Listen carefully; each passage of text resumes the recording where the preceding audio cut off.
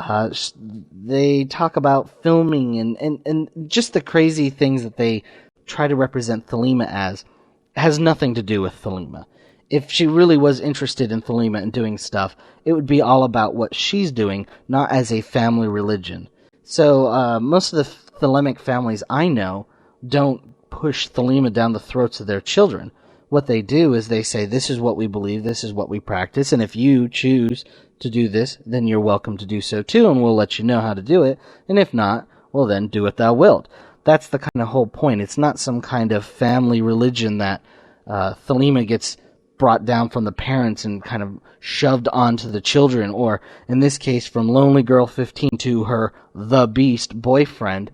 The whole thing is completely bogus, has nothing to do with Thelema, and is just for show from people who really only know the most tangential aspects of Thelema from probably very bad books on Satanism or some of the bad books that come out from so-called Thelemic authors. So, from everything that I've seen in the videos and written online and so forth, it has absolutely nothing to do with Thelema as it exists in the real world today, and only as it might for people who have no idea what Thelema's about.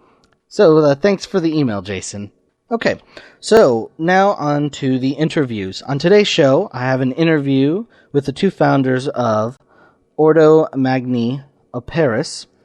They are a new occult group that was founded in Ontario about 2 years ago. I helped them edit their first book that is on their probationary degree book.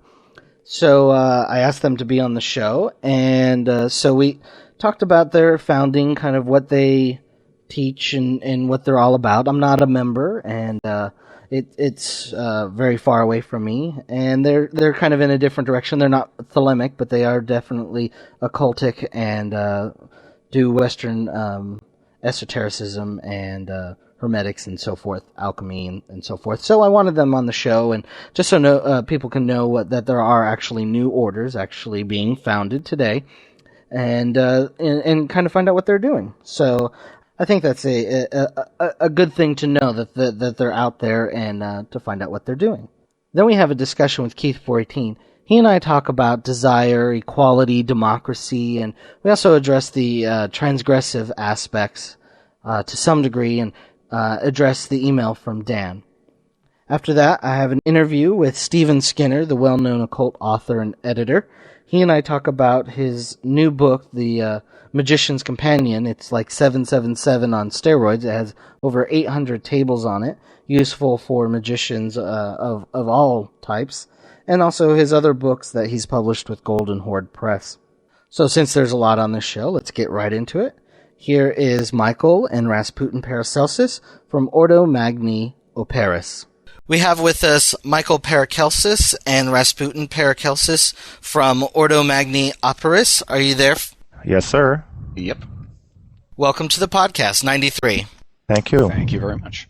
Now, many people will have not heard of you because you're located in southern Ontario. So, can you start by giving the listeners a little history of how you all started and what was the genesis of your origin? Okay. Michael, why don't you go with this one? Okay.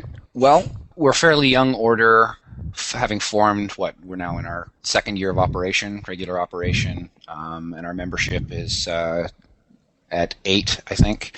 So we're a fairly small order and just getting our feet off the ground, so we're going through that kind of stage. Essentially, the order formed when Rasputin and I met at a conference and started discussing and realized that we had a great deal in common with one another. And so we kind of went off and said, let's start something up. And we looked at a lot of the kind of classical systems that are currently in place and decided that while there was a certain amount of fit with most of them, they didn't quite meet our requirements completely. So we decided that we would just sort of build our own thing from the ground up. And so we've developed our own system, our own set of ceremonies, our own mythology, and let the snowball start rolling. And we're being carried along with it, even as we attempt to direct it. Now, how many founders were there? Two. Two. You're speaking with them. That would be the two of us. Oh, okay, great. And you have a third partner who came on afterwards, young Paracelsus? Yeah, that's correct. He was initiated the year after we started. Okay, so he's more of one of the students than actually one of the leadership of the organization? Yeah, sort of part and part. He's the senior student, let's put it that way, so we tend to make certain types of decisions in conference, and he's contributed a certain amount with regards to suggesting materials we could use in the educational program and formats for ceremonies and things like that. So, he's a sort of a junior partner, shall we say. Okay. Now, what kind of material do you cover? Traditional Western esotericism is kind of a broad subject. What do you all specialize in or really concentrate on? Well, that's a rather broad topic. Well, I mean, are you more like Kabbalistic, Golden Dawn, Enochian? I mean, what kind of specialties? All of those and none of those, in a different sort of sense. We're structured. We have the curriculum, shall we say, layered by degrees, and so each degree focuses on some different things. At the entry level, we do a certain amount of discussion of traditional systems. So we talk a little bit about the Golden Dawn. We talk a little bit about Kabbalah, traditional systems, and things like that. A certain amount of ceremonial, et cetera, but we don't get into anything in too much depth. And we concentrate on the discussion of mysticism, generally speaking, personality types, development of the personality, and we also do some introductory alchemical work, studying the basics of how alchemical emblems are put together and things like that. Then the idea is that we migrate into more traditional ceremonial things, such as, for example, Cornelius Agrippa and things like that in the first degree work, where we deal with elemental type concerns, and then astrology and the like in the second degree, and then other types of systems, whatever hasn't been covered up to that point, is relegated to the third degree. So it's a 3-degree system? Essentially. 4, I guess, if you count the probation period. Once somebody reaches the top of the third degree, what kind of expectations should they have about their knowledge and attainment? What, I guess I'm asking what is the goal of the 3 degrees? Is it higher levels of consciousness? Is it more proficiency or attainment within Western esotericism? Is it some kind of religious, or what is the goal? It was probably multiple, I guess, and we can maybe both speak to that. It isn't religious. That's the one thing we can sort of rule out from the top. We prefer to let people hang whatever own personal religious trappings they like on the system. So it's more philosophical, psychological, shall we say. So for that reason, there is a focus on personal development, individuation of the personality, and all of that. On an alchemical model. That's sort of the central core. But then beyond that, people can migrate and progress in other layers. Michael can maybe talk about that better than I can. The aim of the order, the direction of the order, is the achievement of the great work, that sort of ongoing, never-ending process of self-improvement, self-discovery. So in that respect, it's sort of the classical, universal, mystical goal, whatever that might be to each individual, and we seek to provide for our membership the tools and the environment in which they can pursue the great work, spiritual perfection, immortality, health, all of that good stuff. To that end, I guess this is sort of touching on the earlier question, we're presenting sort of the tools and the history with as much scholarship as we can provide of those who have gone before, as it were. So we'll talk about the Greeks and the Egyptians and Babylonians and medieval alchemists and modern practitioners in a variety of traditions. So, and basically allow the student to determine what it is that they are what it is that their path is going to be, and will provide the environment by which that path can be followed. Now, you mentioned scholarship. You both come from an academic background. That's right.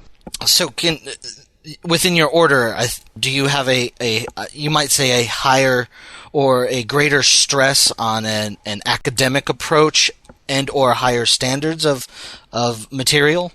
Yeah, I prefer not to say higher standards simply because that, people could hear that potentially as a pejorative of something else. But because of the kinds of people that we are and where we come from, yes, we do have a high focus on this sort of thing. So in my secular life, I teach biblical Hebrew and culture of the ancient Near East and whatnot in a university environment. And so that has colored the order and its formation and expectations. So probationers learn a certain amount of biblical Hebrew, very, very basic grammar.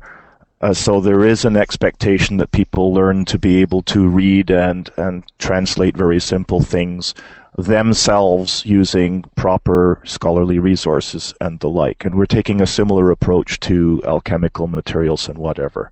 Michael, of course, has more background in philosophy, so he takes care of that end of things. Michael, do you want to touch on that a bit? What your approach to bringing the philosophical element to this?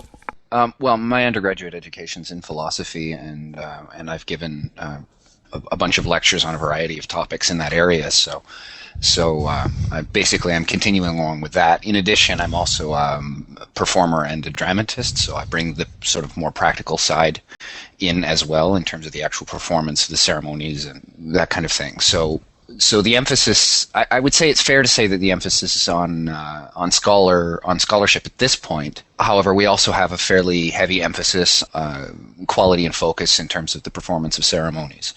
Fairly nitpicky in terms of detail and that kind of thing. Yeah, so theoretical and practical. Okay. Now, when you say the ceremonies, are you using traditional kind of Golden Dawn ceremonies, or are you also creating your own, or is it a combination? I would assume. Well, mostly everything is written from the ground up.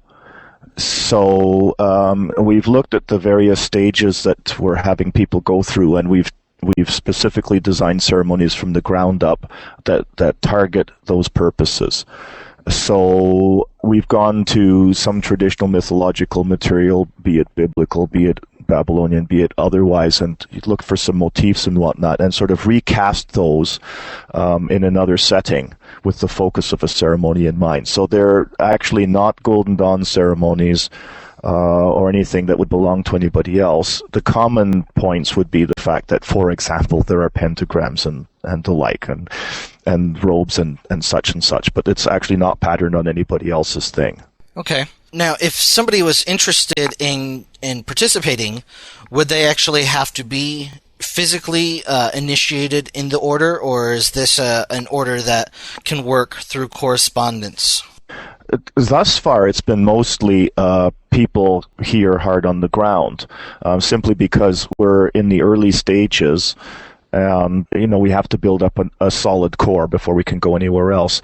However, we have put together curriculum which was offered through public lectures, and then people who are interested have stayed with us, and we've done ongoing meetings over the course of a year.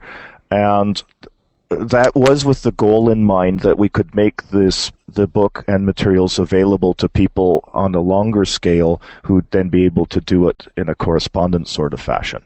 Would they still be able to continue through the degrees, or would they have to at some point travel to be initiated? At the moment, I think they would have to travel here to be initiated.